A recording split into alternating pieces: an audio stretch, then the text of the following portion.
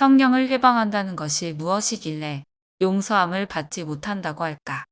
마태복음 12장에서 예수님께서 눈 멀고 말 못하는 남자에게서 귀신을 쫓아내셨다. 이것을 보고 바리새인들이 귀신의 왕 바알세불의 힘으로 귀신을 쫓아낸다고 소리쳤다. 예수님께서 말씀하시기를 사람의 모든 죄와 모독은 사하심을 얻되 성령을 모독하는 것은 사하심을 얻지 못할 것이다.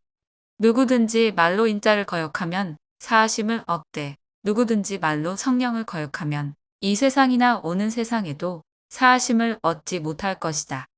이 말은 성령이 하신 일을 귀신이 하였다고 말하는 것은 성령을 회방하는 것이라고 가르치고 있는 것이다.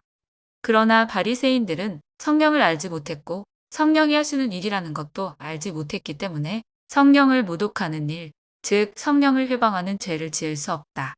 왜냐하면 성령을 믿지 않는 사람들은 성령을 알 수 없기 때문에 성령을 회방할 수 없는 것이다. 이것은 호공의 주어 없이 마구 욕을 하는 사람에게 모욕죄를 지을 수 없는 이치와 같다. 그리고 성령을 핍박하던 바울을 사도로 부르셨다는 것을 보면 성령을 알지 못하는 자에게는 이 죄를 지을 수 없다는 것을 보여주는 것이다. 단지 성령이 오시게 되면 성령을 모독하는 죄가 얼마나 큰 죄인지를 알려주려고 한 것이다. 성령을 회방한다는 것은 성령의 존재를 믿고 성령의 능력을 맛보고도 성령의 선하심과 능력을 이용해서 자신의 유익을 구하고 자신의 이름을 위해서 성령을 모독하고 성령을 속이고 성령을 우습게 여기고 가증히 여기는 것이다. 히브리서 6장에서는 한 번 비침을 받고 하늘의 은사를 맛보고 성령에 참여한 바 되고 하나님의 선한 말씀과 내세의 능력을 맛보고 타락한 자들은 다시 새롭게 하여 회개하게 할 수 없다. 이 말은 이미 주님을 구주로 믿고 구원을 경험했던 성도가 하나님을 버렸을 때에 일어나는 일을 말해준다. 물론 칼빈주의자들은 다르게 해석한다. 이렇게 성령을 체험하고 믿음을 얻게 된 성도가 주님을 버리고 세상을 사랑하게 되었다면 그들은 탄식과 간절함으로 그들을 위해 간구하고 계시는 성령을 모독하고 성령을 우습게 여긴 것이다. 이런 자에게는 더 이상 하나님의 은혜가 비칠 수 없다. 그래서 성령을 회방하는 죄를 지을 수 있는 자는 오직 믿는 자만 가능하다. 하나냐와 예레미야의 이야기를 보자. 예레미야는 하나님의 성전뜰에서 이 성전은 폐허가 되고 예루살렘은 웃음거리가 될 것이라고 예언한다. 그 말을 들은 제사장과 다른 선지자들과 백성들이 그를 죽이려고 하였다. 그런데 거짓 선지자 하나냐가 나타나 2년 안에 여호와의 성전 모든 기물들이 다시 돌아올 것이고 하나님이 느부갓네살의 멍에를 꺾을 것이라고 거짓 예언한다. 여기서 거짓 선지자 하나냐가 바로 성령을 회방한 자가 된다. 왜냐하면 선지자의 예언은 성령이 하시는 일이며 하나냐가 하나님을 믿는 자였다면 성령이 주시지도 않은 거짓 예언을 하면서 하나님께 예언을 받았다고 하는 것은 성령을 속이는 일이기 때문이다. 그러나 예레미야를 죽이려고 했던 제사장이나 선지자 그리고 백성들은 단지 자신의 악한 소견대로 행한 자일 뿐이다. 오늘날에도 자신이 메시아라든지 거짓된 말씀 선포로 성도를 멸망으로 인도하는 자들이 있다. 그런 자들 중에 하나님을 믿는 자가 있다면 그 자는 하나냐처럼 용서받지 못하는 죄를 짓고 있는 것이다. 아나니아와 삽비라의 이야기를 보자. 당시 예루살렘 교회는 자신의 소유를 팔아 교회에 기부하는 사람들이 있었다. 그중 아나니아와 삽비라 부부도 있었다. 그러나 아나니아와 그의 아내 삽비라는 자신들의 소유를 팔아 그 값에서 얼마를 감추고 교회에 바쳤다. 베드로는 그것을 알고 이렇게 말한다. 어찌하여 사단이 내 마음에 가득하여 내가 성령을 속이고 땅값 얼마를 감추었느냐. 이것은 사람에게 거짓말한 것이 아니라 하나님께 한 것이다. 그리고 그들의 혼이 떠나갔다. 아나니아와 삽비라는 성령의 존재를 알고 믿고 있던 자였다. 그러나 성령을 가증히 여긴 것이다. 사람들 앞에서는 성령 충만한 듯 하면서 속으로는 성령을 우습게 여기고 성령을 모독한 것이다.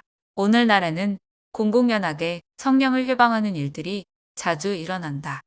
어떤 목사는 하나님 까불면 죽어라고 말한다. 이런 말은 믿지 않는 사람이라면 개그 소재로 쓸 정도로 흔한 해프닝에 불과하다. 그러나 하나님을 믿는다는 목사가 그런 말을 공공연히하면서 공개적으로 회개하는 모습이 없다면 이는 머지않아 곧 자신의 본색을 드러내게 될 것이다. 이미 성령을 만홀히 여기고 있기 때문이다. 또 어떤 목사는 신자들을 성폭행하기도 하고 성도와 몰래 간음하는 죄를 저지르기도 한다. 그러나 그들은 단지 자신의 악한 본성대로 행한 것이지 성령을 회방하였다고는 볼 수 없다. 그러나 만약 신자에게 성령의 은사를 받기 위해서는 또는 하나님께 은혜를 받으려면 자신과 성관계를 해야 한다는 말을 했다면 바로 성령을 회방한 자가 된다. 또 어떤 목사가 자신의 자식에게 교회를 물려주는 것을 반대하는 성도들에게 사단의 자식이며 총살감이라고 말했다고 해도 이 목사는 성령을 회방한 자는 아니다. 그러나 만약 이 자가 자식에게 교회를 물려주라고 하나님 또는 성령이 말씀하셨다고 한다면 이 목사도 성령을 회방한 자가 된다. 단순히 특정한 말을 한 번 했다고 해서 성령을 회방한 자가 되는 것이 아니라 그런 말을 하기 전에 이미 많은 시간 속에서 성령은 그들을 위해 간구하고 탄식하며 영으로 말하셨을 것이다. 이것은 그들의 중심에서 성령을 거스르고 모독하는 생각들이 쌓여서 표현된 것이라고 볼 것이다. 우리는 종종 자신의 일이 꼬이고 힘들어질 때 하나님을 향해 불평을 하기도 하고 어쩔 때는 욕을 하기도 한다. 어떤 이는 자신이 싫어하는 사람이 다치거나 불행해지기를 기도하기도 하고 어떤 이는 자신이 믿는 교리나 신앙과 다르면 이단이라고 몰아붙인다. 그러나 그것은 단지 자신의 부족한 모습이며 다른 많은 죄 중에 하나를 더할 뿐이지 성령을 회방하는 죄를 짓는 것은 아니다. 성령을 회방하는 자는 자신이 성령을 회방하고 있다는 것을 알고 있다. 즉, 성령이 하시는 일을 가소롭게 여기고 그러한 모습을 자신이 분명하게 인지하고 있다는 것이다. 결국 자신의 거짓된 행동이 성령을 아프게 하고 성령을 모독하며 속이는 일이라는 것을 알고 있거나 알게 된다는 것이다.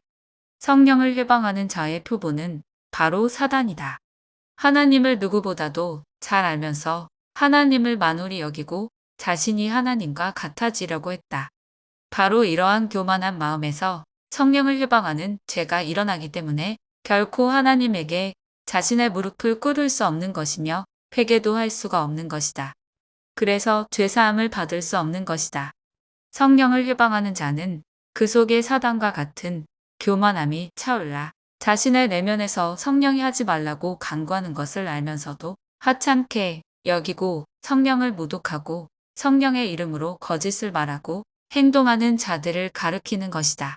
디모데전서 4장에서 성령이 말하기를 장래에 어떤 사람들이 믿음에서 떠나 미혹하는 영과 귀신의 가르침을 따를 것이라 하셨으니 이는 자기 양심이 화인을 맞아서 외식함으로 거짓말하는 자들이다. 이렇게 성령을 회방하는 자는 원래는 믿었던 자였으나 믿음에서 떠난 자들이며 자신의 양심이 이미 화인을 맞아서 스스로 돌이켜 자신의 잘못을 회개하지 않고 성령을 회방하는 죄를 지었다 하여도 전혀 대수롭게 여기지 않으며 가짜 거룩함으로 오짓고 성령을 가증히 여기며 성령의 이름을 빌어 세상을 현혹하는 자들이다. 그들은 하나님을 믿는 모양은 있으나 실상은 하나님을 사랑하지도 경외하지도 않으며 믿음에서 떠난 자들이다. 그리고 마음의 변질로 양심의 화인 맞아 불의한 상태가 되었음에도 회개할 마음을 품지 않는 교만한 자다.